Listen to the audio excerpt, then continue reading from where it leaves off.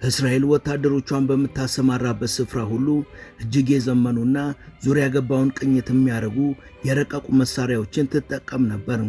እነዚህ መሳሪያዎች ደግሞ ሰራዊቷ ምንም አይነት ያልታሰበ ድንገተኛ ጥቃት እንዳይደርስበት በእጅጉ ከለላ ይሰጡ ነበር። ባለፉት ሳምንታትም እስራኤልና ግብፅን ካሰላንቲያ መጀመራቸውን ተከትሎ የእስራኤል ጦር ወደ ግብፅ ድንበር ተጠግቶ ናቃብ በረሃ ላይ ሰፍሮ ነበር። የተለመደውን ቅኝትና ጥበቃ የሚያደርጉት እነዚህ የረቀቁ መሳሪያዎችም ዙሪያውን አማትረው እየቃኙ ነበር። ግና ድንገት ሳይታሰብ ረጃጅም ጥርሶቹ የሰሉ የእግሮቹ ጡንቻዎች የፈረጠሙ አንድ አነር ፊት ለፊታቸው ተከሰተም።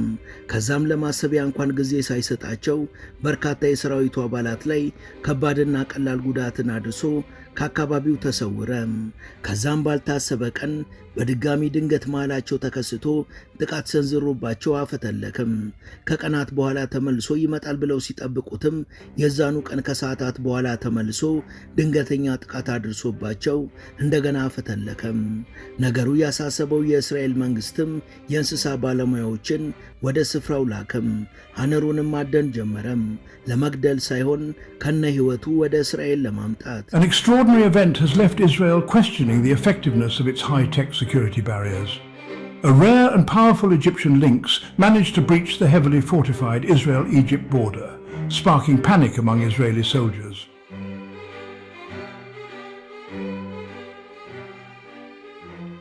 ሰላም በመላው ዓለም የምትገኙ ውድ የመሿለቂያ ቤተሰቦች፣ በዛሬው መሰናዷችን የእስራኤል ወታደሮችን ደጋግሞ ስላጠቃውና የመጨረሻ ዕጣ ፈንታው ስላልታወቀው ስለ በረሃው አነር እናወጋችኋለን።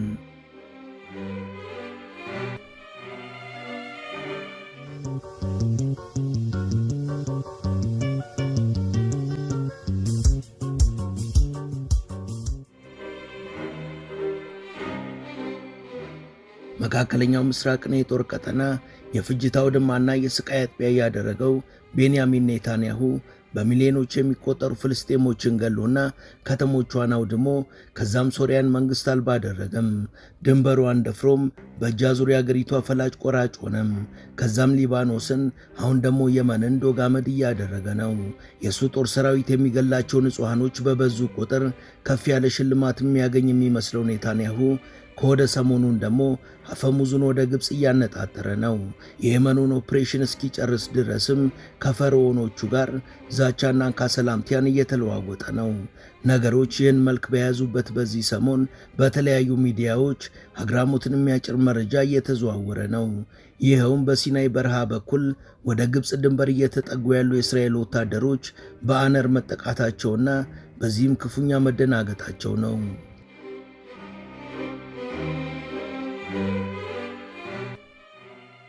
አንዳንዶች ጉዳዩ ያልተለመደ ቢሆንም የትኛውንም ኃይል ሊያጋጥም የሚችል ነው ብለው አስተያየት እየሰጡ ነው።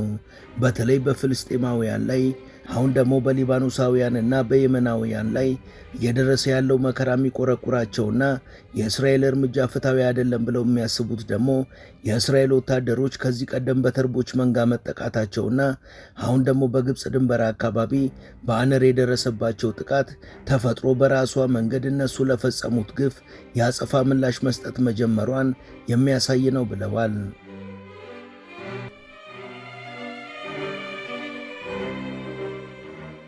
ቀደም ሲል የእስራኤል እግረኛ ወታደሮች ጋዛ ውስጥ የውድመት ኦፕሬሽናቸውን በሚያከናውኑበት ወቅት በስህተት የተርብ መንጋ መርገጣቸውን ተከትሎ የተቆጡት ተርቦች 11 የእስራኤል ወታደሮች ላይ ጉዳት አድርሰው ነበር። በወቅቱ እነዚህ የሰራዊቱ አባላት ለተርብ መርዝ አለርጂ ስለነበራቸው በፍጥነት ወደ ሆስፒታል ተወስደው ሕክምና ካገኙ በኋላ 10ሩ ሲያገግሙ፣ አንዱ ግን ጽኑ ህሙማን ክፍል ገብቷል። ከሁለት ሳምንት በፊት በዕለተ ቅዳሜ መጋቢት 6 ቀን ደግሞ በግብፅ ድንበር አካባቢ የነበሩ የእስራኤል ወታደሮች ሀገር ሰላም ብለው ካምፓቸው ውስጥ ተቀምጠው ሳለ በአካባቢው ላይ የምትኖር አነር ካምፓቸው ድረስ በመሄድ ሰራዊቱ አባላት ላይ ከፍተኛ ጉዳትን አድርሳለች። እኛም ለዛሬ ይህ የበረሃ አነር ተፈጥሮ ምንድነው? እንዴትስ በርካታ ሰዎች በተሰበሰቡበት ከወትሮ ባህሪው በተለየ መልኩ ጥቃት ሊያደርስ ቻለ? ጥቃቱን ተከትሎስ የተወሰዱት እርምጃዎችና ጥንቃቄዎች ምን ምን ናቸው? የሚሉት ጉዳዮችን እንደሚከተለው እንዳስሳለን።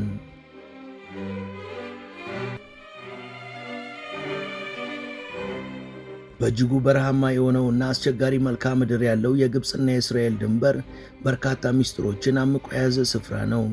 ለምንም ነገር ምቾት የለሽ የሆነውን ይህን የአየር ሁኔታና አስቸጋሪ መልክዓ ምድር ተቋቁመውና ተላምደው የሚኖሩ በርካታ የዱር ፍጥረታት አሉ። ከነዚህ መሃል ደግሞ የግብፁ አነር አንዱ ነው። ይህ አነር በፍጹም ተገማች ያልሆነ ድንገታዊ ባህሪ ያለው ሲሆን ራሱን ከሰዎች እይታ ደብቆ የመኖር ችሎታውን ተጠቅሞ ያሰበውን ጥቃት የሚያሳካ ፍጡር ነው።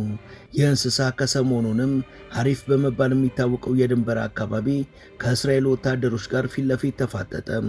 የበረሃው አዳኝ ድንገት እንደ ዱብዳ መከሰቱ ያስደነገጣቸው የሰራዊቱ አባላትም ፈጽሞ ባልጠበቁት ሁኔታና መሳሪያ እንኳን ሳያዘጋጁ ከአነሩ ጋር በመገናኘታቸው ክፉኛ ተደናገጡ።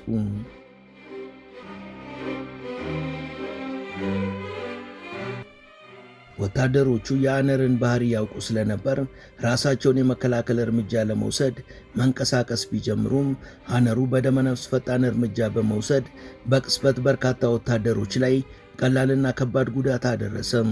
ከዛም ለነሱ የአጸፋ ተግባር ፋታ ሳይሰጣቸው ራሱን ከአደጋ ነፃ አድርጎ ከአካባቢው ተሰውሯል። የዚህ አነር ጥቃት ደግሞ ተፈጥሮና የምንኖርባት ዓለም የራሳቸው የሆኑ ሕጎች እንዳላቸው ያሳየ ነው ተብሏል። የበረሃው መንፈስ በመባል የሚታወቀው ይህ እንስሳ አሸዋማ መልኩን በመጠቀም ከአካባቢው ጋር ፍጹም መመሳሰልና ራሱን በመሸሸጉ ረገድ የተዋጣለት ሲሆን ከሰው እይታ በቀላሉ መሰወር ከመቻሉ ባሻገር አንዳች ኮሽ ሳይልበት መራመድ የሚችል ነው። አጭርና ጠንካራ የሆነው ተክለ ቁመናውም ምግቡን በቀላሉ ለማደን ይረዳዋል።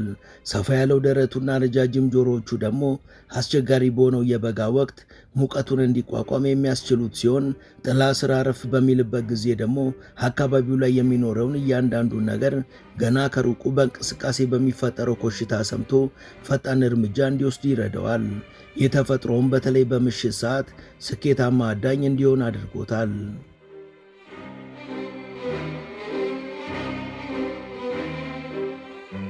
የግብፁ አነር በአማካኝ ከ60 እስከ 90 ሴንቲሜትር ርዝመት ያለው ሲሆን ደረቱ ደግሞ የ50 ሴንቲሜትር ስፋት አለው።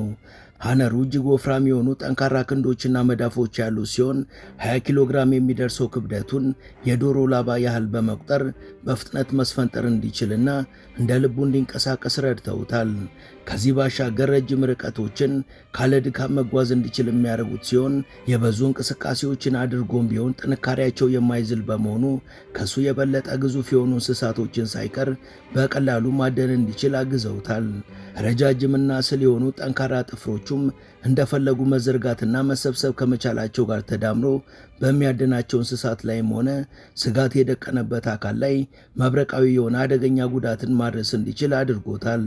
እነዚህ የተፈጥሮ ስጦታዎች የራስ መተማመኑን ከፍ ያደረጉለት የበረሃው አነር ከቀን ይልቅ ምሽት ላይ ማደን የሚመርጥ ሲሆን ሁሌም ብቻውን ሆኖ መንቀሳቀስን የሚመርጥ ነው። ውድ ተመልካቾቻችን ተረካችንን እዚህ ድረስ ከተከታተላችሁት ዝግጅታችንን እንደወደዳችሁት እርግጠኞች ነን። ከእናንተ የሚጠበቀው ቻናሉ የበለጠ እንዲያድግ አንድ ጊዜ ሰብስክራይብ ማድረግ ብቻ ነው። እናም ሰብስክራይብ እንድታደርጉ አስታውሰን ተረካችንን እንቀጥል።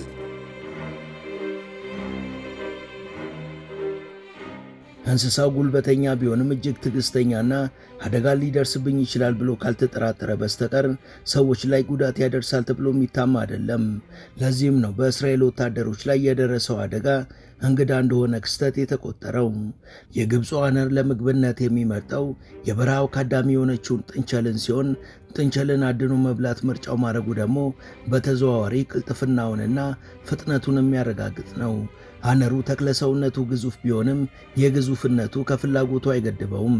አንዴ ካነጣጠረም ከራሱ ክብደት 10 እጥፍ የሆኑ እንስሳትን ጭምር በጠንካራ መዳፉ አሽመድምዶ መጣል ይችላል።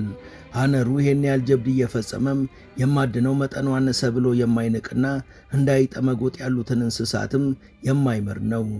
ይህን ማድረጉ ደግሞ በአይጥ የሚዛመቱ በሽታዎችን ከመግታት አንጻር አስተዋጽኦ የሚያበረክት መሆኑን የአካባቢ ጥበቃ ባለስልጣናት ሲናገሩ ይደመጣል።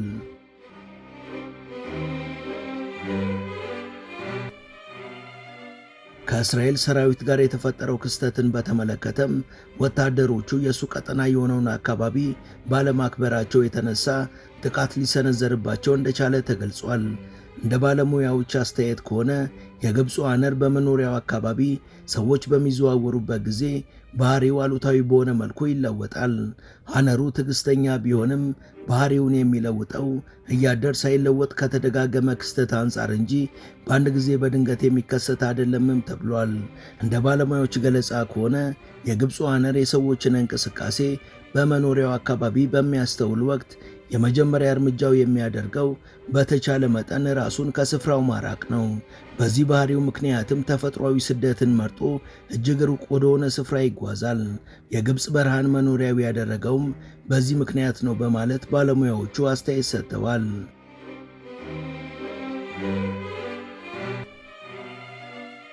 ባለሙያዎቹ አክለውም የእስራኤል ወታደሮች ካምፓቸውን የመሰረቱበት ስፍራ የሱ ቀጠና በመሆኑ አነሩን አማራጭ አሳጥቶ አጣብቂኝ ውስጥ አስገብቶታል።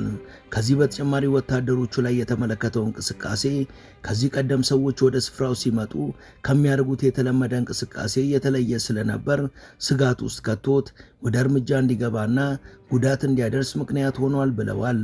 አነሩ ወታደሮቹ ፍጹም ሳያስቡት በርካቶች ላይ ከባድና ቀላል ጉዳት አድርሶ እሱ ግን አንዳች ጉዳት ሳይደርስበት ከአካባቢው መሰወር መቻሉ ፍጥነትን ከቅልጥፍናና ከጥንካሬ ጋር የተቸረ አስደማሚ እንስሳ መሆኑን የሚያረጋግጥ ነው ተብሏል።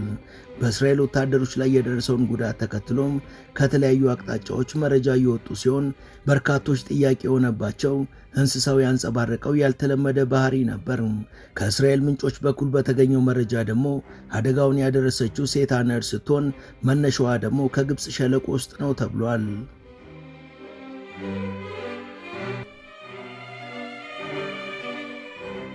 ከእስራኤል የሚወጡ መረጃዎች ያክለውም አነሯ የእስራኤል ወታደሮች ላይ አደጋውን ያደረሰችው 1 ኪሎ ሜትር ርቀት ላይ በሚገኘው ናቃ በረሃ በሚባለው የእስራኤል ድንበር ውስጥ በሚገኝ የጦር ካምፕ ውስጥ እንደሆነና ጥቃቱን ያደረሰችውም እየተመላለሰች መሆኑን ገልጸዋል። እኚሁ የመረጃ ምንጮች አክለውም ጉዳዩን በተመለከተ የእስራኤል መንግስት ሹማምንቶች ጥልቅ ምርመራ እንዲደረግ የደህንነት ቢሮውን ማዘዛቸውን ገልጸዋል። ይህች የግብፅ አነር ከሰዎች ጋር አይን ላይን መቅጠምንም ሆነ አካላዊ ቅርርብንም የማታረግ መሆኗ ወታደሮችን አዘናግቶ ነበር ቢባልም ጉዳቱን ያደረሰችው ግን በተደጋጋሚ መሆኑ ጥያቄን አጭሯል። በአልጀዚራ ዘገባ መሰረት የግብፅ አነር መጀመሪያ ወደ እስራኤላውያኑ ካምፕ በመግባት 5 ወታደሮች ላይ ጥቃት አድርሳለች። ከዛም ከአካባቢው ዞር ያለች ሲሆን የሕክምና ቡድኖችም የተጎዱትን የሕክምና እርዳታ ወደሚያገኙበት ለመውሰድ በሚረባረቡበት ወቅት እንደገና ተመልሳ በመምጣት ሌላ ወታደር ላይ ከባድ ጉዳትን አድርሳ ከአካባቢው ተሰውራለች ብለዋል።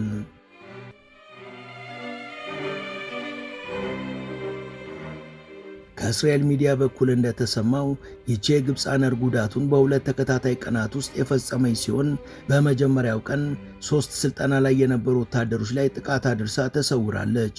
በሁለተኛው ቀን ደግሞ መጀመሪያ 2 ወታደሮች ላይ ከፍተኛና ቀላል ጉዳትን አድርሳ ከቦታዋ ፈተለከች። ከዛ በኋላ ደግሞ የዛኑ ቀን ትንሽ ቆይታ ተመልሳ በመምጣት አንድ ወታደር ላይ ጥቃት አድርሳለች ተብሏል።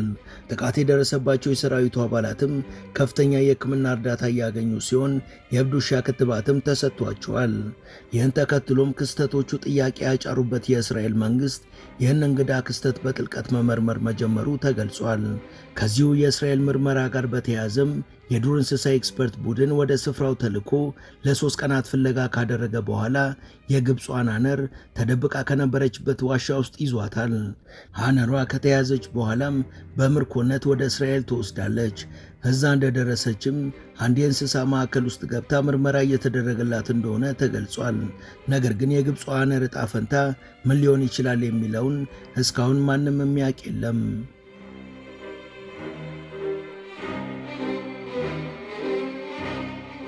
ውድ የመሿለኪያ ቤተሰቦች ለዛሬ ያሰናዳንላችሁ ይህን ይመስል ነበር። እስከ ዝግጅታችን ፍጻሜ አብራችሁን ስለነበራችሁ ከልብ እናመሰግናለን። በቀጣይ ቢሰሩ የምትሏቸውን ርዕሰ ጉዳዮች ብትጠቁሙን ደስ ብሎን እንቀበላለን። ቻናላችንን ሰብስክራይብ እና ላይክ ማድረግ አትርሱ እያልን ለዛሬ በዚሁ እንሰናበታለን። መልካም ጊዜ።